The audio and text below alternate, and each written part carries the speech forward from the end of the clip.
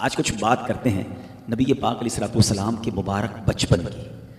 میرے آقا کا بچپن کیسا تھا؟ اللہ اللہ وہ بچپنے کی بھون، اس خدا بھاتی صورت پہ لاکھوں سلام.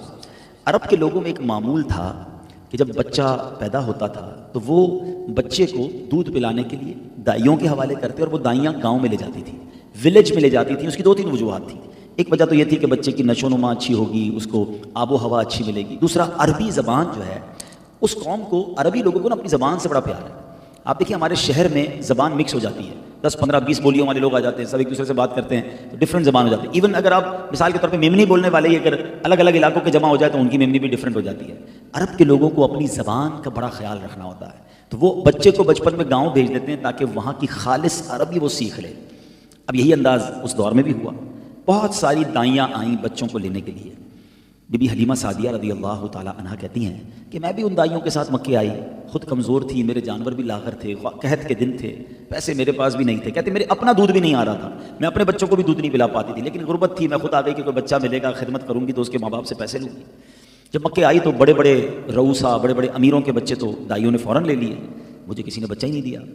اور کہتی میں نے دیکھا ایک بچہ ایسا ہے جو چہرہ بڑا نورانی ہے مگر کسی دائی نے نہیں لیا اس کو. اس کی وجہ یہ تھی کہ اس بچے کے والد صاحب دنیا میں نہیں تھے. ان دائیوں نے یہ سوچا کہ جب والد ہی نہیں ہے تو کچھ انعام بھی نہیں ملے گا. اب میں نے سوچا خالی جانے سے بہتر ہے ایسا نورانی چہرے والا، ایسا چمکتا چہرے والا بچہ ہے، میں اس بچے کو ہی لے جاتی ہوں. اب بی بی حلیمہ کو پتہ نہیں تھا کہ ان کے بھاگ جاگنے والے ہیں، ان کی تقدیر جاگنے والی ہے. ایک سوال کرتا ہوں آپ سے، اس زمانے میں اسی سال اسی دن ہو سکتا ہے 20 دائیاں آئی ہوں گی قبیلہ بنو سلیم سے. کسی دائی کا نام یاد ہے آپ کو؟ کسی کو نہیں پتا، کسی کتاب میں اس کا نام بھی نہیں ہے. ایک ایسی دائی ہے جس نے نبی پاک کی خدمت کی، آج ساری دنیا ان کا نام جانتی ہے، قیامت تک ان کا نام روشن ہو گیا ہے. ہر سیرت نگار جب بھی نبی پاک کی سیرت لکھے گا بی بی حلیمہ سعدیہ رضی اللہ تعالی عنہا کا نام ضرور لکھے گا، کیونکہ آپ کی تقدیر کیسی جاگی. ناز کر تو اے حلیمہ سرور کونین پر، گر لگی اچھی تو تیری جھونپڑی اچھی لگی. تیرے گھر پہ نبی پاک قریب لے آئے، کرم فرمایا. اب ہوا کیا کہ نبی پاک علیہ الصلوۃ والسلام نے جو ہے وہ بی بی حلیمہ سعدیہ نے پیارے آقا علیہ الصلوۃ والسلام کو گود میں لے لیا. اب آتے ہوئے ماجرا یہ تھا کہ جب آپ آ رہی تھی تو آپ کا خچر سب سے پیچھے، اونٹنی سب سے پیچھے رہتی تھی. سارا قافلہ پریشان تھا کہ اے حلیمہ تمہاری وجہ سے سب کو بار بار رکنا پڑتا ہے، جلدی اپنے خچر کو چلاؤ، جلدی اپنے جانور کو چلاؤ. کہتی جب واپسی کا وقت ہوا تو میرا خچر سب سے آگے، میرا جانور سب سے آگے.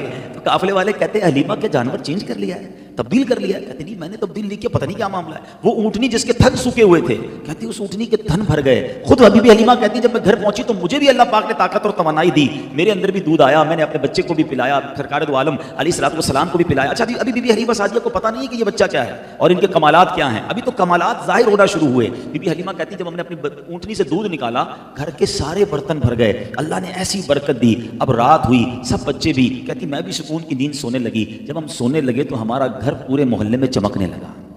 اس زمانے میں تو لائٹس نہیں تھی نا، اب تو لائٹ جلتی ہے پتہ چلتا ہے کسی کا گھر ہے. کہتی پورے محلے میں، پورے گاؤں میں میرا گھر چمکنے لگا. صبح ہوئی تو پڑوس کی عورتیں آئیں، کہتی اے حلیمہ کو چراغ لائی ہو، رات بھر تمہارے گھر میں چراغ چلتا رہا. کہتی چراغ نہیں جل رہا تھا، ایک ایسا بچہ لائی ہوں جس کا چہرہ ساری رات ہی چمک رہا تھا. اللہ اکبر. اب بی بی حلیمہ سعدیہ پر یہ ڈسکلوز ہونا شروع ہوا کہ دیر از سم تھنگ اسپیشل، یہ بچہ کچھ نرالا ہے، یہ شخصیت کچھ اور ہے. سبحان اللہ. نبی پاک علیہ الصلوۃ والسلام کی برکتیں کیسے ظاہر ہوئیں کہ بی بی حلیمہ سعدیہ کی بکریاں جب چرنے جاتی ساری فربا ہو جاتی، موٹی تازی ہو جاتی. پورے گاؤں کی بکریاں کمزور ہیں، بی بی حلیمہ سعدیہ کی بکریاں بڑی فربا. اب گاؤں والوں نے کہا ایسا کرو اپنی بکریاں بھی بی بی حلیمہ کے ساتھ، بکریوں کے ساتھ بھیجو، یہ کہاں سے چرتی ہیں، وہیں سے یہ چر کر آئیں گی تو موٹی ہو کر آئیں گی. مگر ایسا کچھ نہ ہوا. بی بی حلیمہ سعدیہ کو برکتیں ملنا شروع ہوئیں. بچے کی نرالی ادائیں تھیں، پیاری مسکراہٹ تھی، پورا گھر ہی دیوانہ ہو گیا. نبی پاک علیہ الصلوۃ والسلام کی جو گروتھ تھی، میرے آقا کی جو سمجھے اٹھان تھی، وہ عام بچوں سے بڑی زبردست اور بڑی زیادہ تھی. اب کیا ہوا، پیارے آقا علیہ الصلوۃ والسلام نے بچپن میں ہی بی بی حلیمہ سعدیہ سے کہا کہ امی جان یہ میرے بھائی بہن صبح صبح کہاں چلے جاتے ہیں؟ جو بی بی حلیمہ سعدیہ کے بچے تھے، کہا وہ بکریاں چرانے جاتے ہیں. تو آپ نے کہا ماں میں بھی بکریاں چرانا چاہتا ہوں. تو بی بی حلیمہ سعدیہ نے نبی پاک علیہ الصلوۃ والسلام کو بھی اپنے رضائی بھائی بہنوں کے ساتھ بھیج دیا. اب کیا ہوا کہ ایک دن آپ کے رضائی بھائی بہن دوڑتے ہوئے خوف زدہ آئے. کہ ماں جی غضب ہو گیا. کہ کیا ہوا؟ کہ ہمارے بھائی محمد صلی اللہ تعالیٰ علیہ وسلم کا 4 لوگ آئے، سینہ چیر دیا اور ان کا سینہ کھول دیا. بی بی حلیمہ بھی بڑی گھبرائیں، دوڑتی ہوئی گئیں تو دیکھا کہ نبی پاک علیہ السلام گمسم بیٹھے تھے. کہ کیا ہوا؟ کہ 4 لوگ آئے تھے، میرا سینہ کھولا، واپس سینہ بند کیا. اب آپ نے دیکھا تو سینے پر کوئی نشان بھی نہیں ہے. آپ گھبرا گئیں کیونکہ پیارے آقا علیہ السلام بی بی آمنہ کی امانت تھے. بی بی حلیمہ واپس آئیں. بی بی آمنہ سے عرض کیا کہ حضور آپ اپنے بیٹے کو واپس لے لیں, اس کو کوئی جن یا آسیب کا مسئلہ لگتا ہے. بی بی آمنہ نے بڑی پیاری بات فرمائی کہ اے حلیمہ میرے بیٹے کو کچھ نہیں ہوگا. جب اس کی ولادت ہوئی تھی میں نے وہ انوار دیکھے ہیں, میں نے وہ برکتیں دیکھی ہیں, میرا بیٹا بڑی شان والا ہے, مجھے بڑی بشارتیں دی گئی ہیں. سبحان اللہ. اب میرے پیارے اسلامی بھائیوں یہ کیا تھا؟ جو سینہ کھولا گیا ایکچولی یہ شق صدر ہوا تھا. نبی پاک علیہ السلام کا شق صدر 4 بار ہوا ہے, یاد رکھیے گا. یہ نبی پاک کا وہ معجزہ ہے جو کمال ہے. آج کہتے ہیں اوپن ہارٹ سرجری, ڈاکٹر بڑی سائنس نے ترقی کر لی ہے, مگر اوپن ہارٹ سرجری کے بعد بھی ٹانکوں کے نشان رہتے ہیں, مہینوں تکلیف رہتی ہے. میرے آقا کا 4 بار شق صدر ہوا اور 4 بار قلب مصطفیٰ صلی اللہ تعالیٰ علیہ وسلم میں نور داخل کیا گیا.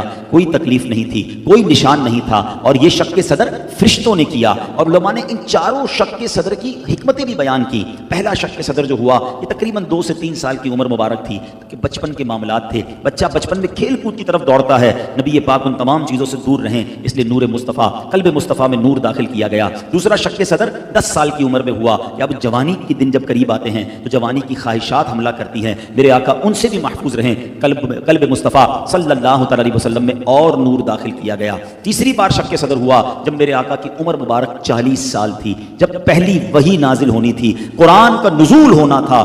اب نبی پاک کے قلب کو مزید طاقت دینے کے لیے نور داخل کیا گیا. ذرا سوچو قلب مصطفیٰ صلی اللہ تعالی علیہ وسلم کی طاقت کا عالم کیا ہے. خود قرآن فرماتا ہے کہ اگر ہم اس کو کسی پہاڑ پر اتارتے وہ پہاڑ ریزہ ریزہ ہو جاتا. یعنی there is no place on earth, زمین پر کوئی جگہ نہیں تھی جہاں قرآن نازل ہو سکتا جو اس کے بوجھ کو اٹھا سکتا. اللہ نے سینہ مصطفیٰ قلب مصطفیٰ صلی اللہ تعالی علیہ وسلم کو وہ طاقت بخشی کہ وحی کا بوجھ نبی پاک کے قلب منور پر اترتا, اور میرے آقا قرآن سناتے بھی, سنتے بھی اور یاد بھی فرماتے رہے. اور چوتھی بار جو میرے آقا علیہ السلام کا شق صدر ہوا وہ ہوا کب ہوا کہ جب معراج کی رات میرے آقا کو رب کا دیدار کروایا گیا. یہ کتنا بڑا کام تھا. ٹرائی ٹو امیجن اس کی اپنی تجلیات کتنی تھی کہ حضرت موسیٰ علیہ السلام نے تمنا کی تھی کہ اللہ میں تجھے دیکھنا چاہتا ہوں, اور ارشاد ہوا تھا لن ترانی, اے موسیٰ تم دیکھ نہیں سکو گے. آپ نے ریکویسٹ کی, تجلی اتاری گئی پہاڑ پر, آپ اس تجلی کی تاب نہ لا کر بے ہوش ہو گئے. جس رب کی تجلی حضرت موسیٰ نہ برداشت کر سکے اس کے دیدار کی عالم کیا ہوگا, اس تجلیات کا عالم کیا ہوگا. اب نبی پاک نے رب کا دیدار بھی کرنا ہے اور کلام بھی کرنا ہے, تو اب پھر شق صدر کیا گیا اور نبی پاک کے دل میں نور داخل کیا گیا. اس سفر کی تیاری کروائی گئی. اور یہ جو مقام ہے نا میرے آقا کا کہ رب کا دیدار کروایا گیا, یہ کائنات میں کسی اور کو نہیں عطا کیا گیا, یہ صرف شان مصطفیٰ صلی اللہ تعالی علیہ وسلم ہے. سیدی اعلیٰ حضرت کمال کی بات فرماتے ہیں کہ حضرت موسیٰ نے کہا تھا کہ مولا میں دیکھنا چاہتا ہوں, کہا گیا لن ترانی, اے موسیٰ نہیں دیکھ سکو گے. سیدی اعلیٰ حضرت کہتے ہیں تبارک اللہ شان تیری, تجھی کو زیبا ہے بے نیازی. مولا تیرے راز نرالے ہیں, تیری شان بھی نرالی ہے. تبارک اللہ شان تیری, تجھی کو زیبا ہے بے نیازی. کہیں تو وہ جوش لن ترانی, کہیں تقاضے وصال کے تھے, کہیں منع کیا جا رہا ہے اور کہیں جبرائیل کو بھیج کر بلایا جا رہا ہے. وہ صلاۃ و سلام میں شعر پڑھتے ہو نا, اب ذرا اس کو تصور میں سمجھو تو اور لطف آئے گا کہ قصہ طور و معراج سمجھے کوئی. What is the difference between طور and معراج؟ طور پر کیا ہوا تھا اور معراج میں کیا ہوا تھا؟ قصہ طور و معراج سمجھے کوئی, فرق مطلوب و طالب کا دیکھے کوئی. کوئی بے ہوش جلووں میں گم ہے کوئی. ایک طرف بے ہوش ہے حضرت موسیٰ اور میرے آقا جلووں میں گم ہیں. کوئی بے ہوش جلووں میں گم ہے کوئی. کس کو دیکھا یہ موسیٰ سے پوچھے کوئی, آنکھ والوں کی ہمت پہ لاکھوں سلام. تو یہ میرے آقا کی شان ہے.